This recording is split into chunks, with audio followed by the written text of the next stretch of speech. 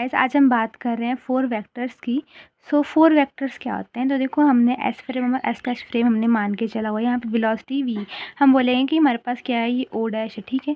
ये S dash frame है, ये एस फ्रेम है, ये एस डैश फ्रेम है। तो फोर वेक्टर्स जब कभी भी आपके पास आपके जहन में आए तो सबसे पहले आपने सीधे कोई एक ले लेना कि हमारे पास, मान लो हमारे पास ए है, तो ए को हम 3 डायमेंशन में कैसे लिख सकते हैं? ए वेक्टर है हमारे पास, ठीक है। इस वेक्टर को 3 डायमेंशन में कैसे लिखेंगे? इस वेक्टर को 3 डायमेंशन लिखेंगे। A vector is equals to a x i plus a y j plus a z k, इस तरह से लिखेंगे हम इसको, ठीक है। तो अब यहाँ पे हम ले लेते हैं कि हमारे पास ये एस फ्रेम है, इसमें कुछ पॉइंट्स होंगे, एस डैश फ्रेम होगा, इसके भी कुछ मतलब पॉइंट्स यानी वेक्टर्स होंगे।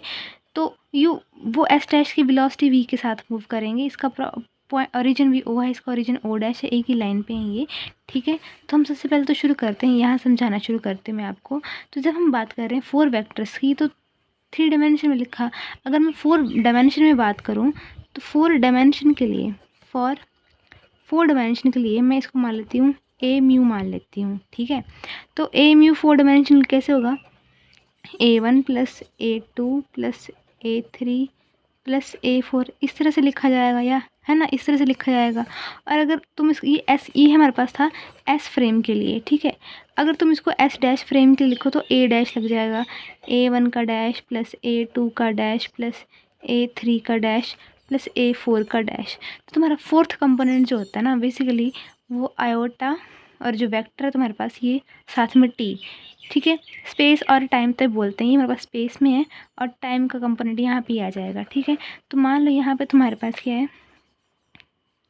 ये इस पोजीशन है, ठीक है। ये पी है, तो ये कितना है, A1 A2 A3 A4, तो एस का आ जाएगा। अब S dash frame of reference की बात करो तो हो जाएगा A1 का डैश A2 का डैश A3 का डैश A4 का डैश। जब ये जो A4 कंपोनेंट जो है, बेसिकली ये A4 जो है, सॉरी यहाँ पर लेती हूँ, ये जो A4 है मेरे पास, ये क्या है, आयोटा ए टी, ए लगाए तो ए लगेगा, ठीक है। अब जैसे यहाँ पे A4 डैश क्या है मेरे पास, आयोटा ए डैश टी, ठीक है। तो ई आयोटा ए डैश टी को यहाँ पे पुट कर दो तो कितना आ जाएगा तुम्हारे पास? मैंने एस और एस डैश के लिए मैंने इस तरह से लिख दिया, ठीक है।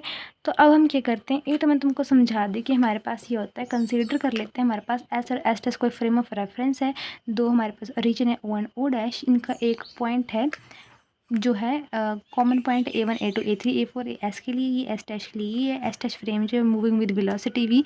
तो थ्योरी में आपने जो मैंने बोला ये चीज़ें लिखनी है। उसके बाद 3 डायमेंशन में जब कोई 4 वेक्टर आएगा तो आपने सीधा ए से शुरू करनी है, ठीक है। तो ए को हम 3 डायमेंशन में ऐसे लिख सकते हैं, ठीक है। 3 डायमेंशन में ये कंपोनेंट्स आई जे के एक्स वाई जेड आएगा, स्पेस की बात हो रही है तो। और टाइम कंपोनेंट आ जाएगा तो टी लग जाएगा हमारे पास, ठीक है। तो ये इस तरह से मैंने आपको समझा दिया, ठीक है। अब आपने क्या करना है कि अब हम क्या करते हैं, मैट्रिक्स रिप्रेजेंटेशन निकालते हैं। तो मैट्रिक्स रिप्रेजेंटेशन आप पता क्या फॉर्म बनानी है, एक फॉर्म होती है जैसे, चलो को बताते हैं आपको। यहाँ पे पहले तो यहाँ पे आपने क्या करना है, ए डैश वाली टर्म भर देनी है। ये बॉक्स के बीच में, इस बीच में भरूँगी, बताते हो क्या भरना है। फिर यहाँ पे सिंपल ए की टर्म भर देनी है, यहाँ पे ए डैश, ठीक है। ये डैश वाली टर्म भर देना इस एस डैश वाले फ्रेम्स, और ये एस की फ्रेम, और बीच में क्या आ जाएगा, तो यहाँ पे देखना गामा गामा गामा गामा, ठीक है। 0 0 0 0 0 0 0 0, यहाँ पे 1 आ जाएगा, 0 0 1, और ये इस तरह से, ठीक है। तो यहाँ पे आ जाएगा iota beta gamma minus iota beta gamma, इस तरह से, ठीक है। जब तुम A1 डैश की अगर तुम वैल्यू निकालोगे ना, A1 डैश की कितनी वैल्यू जाएगी, गामा ऑफ A1 प्लस ये तो 0 है, iota beta gamma of A4। Similarly अगर तुमने A2 डैश की वैल्यू निकालनी है तो A2 dash is equals to A2 आएगा। A3 डैश की वैल्यू निकालनी तो कितना जाएगा, A3 आ जाएगा। A4 डैश की जब तुमने वैल्यू निकालनी हो कितना जाएगा, minus iota beta gamma A1 minus iota beta gamma A1 plus gamma of A4, ये चीज़ आ गई, ठीक है। अब तुमने क्या करना है, स्केलर प्रोडक्ट निकालना है। 4 वेक्टर्स में क्या करते हैं हम स्केलर प्रोडक्ट निकालते हैं। बताऊंगी ये चीज़ें क्यों करते हैं। तो स्केलर प्रोडक्ट किसी दो चीज़ों के बीच में निकलता है ना, है ना। तो ए और बी ले लेंगे हम, यानी कि ए म्यू और बी म्यू ले लेते हैं, क्योंकि हम 4 डायमेंशन की बात कर रहे हैं। तो मैंने आपको बताया था ए म्यू लिखेंगे, 4 डायमेंशन जब मैंने शुरू किया था। 3 डायमेंशन की बात हो रही थी तो सिंपल ए लिखा था। अब 4 यहाँ पे देखो एक बार, ये देखो 4 डायमेंशन के लिए मैंने यहाँ शुरू करा था, तो यहाँ शुरू करूँगी, यानी कि ए म्यू और बी म्यू। सबसे पहले मेरे को बताना पड़ेगा ना, यहाँ पे पेपर भरना है मैंने पूरा, तो बताना पड़ेगा कि ए म्यू हमारे पास क्या है, A1 A2 A3 A4 इस तरह से, ठीक है। तो स्केलर प्रोडक्ट करा मैंने एस फ्रेम के लिए करा, ठीक है। पहले ये आएगा ए म्यू है ना, A1, क्योंकि ए म्यू क्या है A1 A2 A3 A4, और बी म्यू क्या है, ये चीज़ है, इनको इकट्ठा कर दिया मैंने, ठीक है। ए म्यू बी म्यू को कैसे लिख सकते हैं। अब एस डैश फ्रेम के लिखूँगी तो कैसे लिखूँगी, देखो मैंने ये लिख दी कि हमारे पास हमने ये चीज़ ऐसे लिखी, ठीक है। अब एक बात याद रखना, हम क्या करते हैं कि हमारे पास ये जो 4 वेक्टर, तो हम एक बात कवर करेंगे कि जो हमारे पास मतलब अभी तो नहीं लिखते हैं, चलो उसको मैं वो मतलब इस स्टेप के बाद तुम लिख सकते हो, अगर तुम लिखना चाहो, ज़्यादा तुमने क्वेश्चन बढ़ाना है तो थ्योरी तुम लिखोगे ना, लेकिन जो मेन चीज़ है वो थ्योरी बता दूंगी क्या लिखनी है आपने, ठीक है। हम यहाँ पे शुरू करते हैं। यहाँ पर स्केलर प्रोडक्ट मेरे पास ये इस तरह से आ गया मेरे पास, ठीक है।